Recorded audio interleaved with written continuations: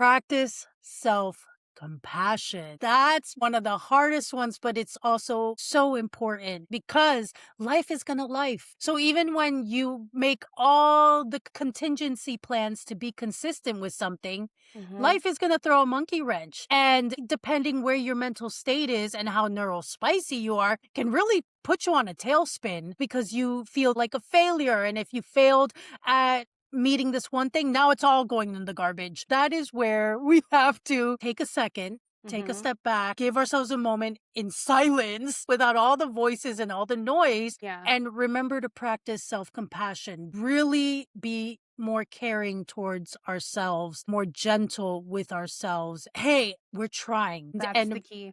that's the key. The perfection aspect is really what we need to drill out of our generations. And so, Hmm. even more so, that comes against us being compassionate towards ourselves because we then consider ourselves failures and guilt and shame. Let's throw all that shit out and be more caring towards the little inner childs within us. Yes, it's so true. And I will say it will lessen the time that you spend not being consistent because I think the shame and the guilt is what keeps you off the bandwagon longer. And yes, if you are like us and you have ADHD, there are other things like executive dysfunction and task paralysis. So you definitely don't be needing shame and guilt to make that worse, honey. I think compassion looks like not being down on yourself, not comparing yourself, not being negative about needing a break. Brings us to our next point: prioritize rest and self care. Ooh. We need rest. We cannot be productive 24/7, 365. That is how we get burned out in the fucking first place. It is not realistic. I follow this girl on YouTube. Her name is Cozy K. The amount of time that I see her doing hobbies and resting, because hobbies is part of self care, is aspiring to me.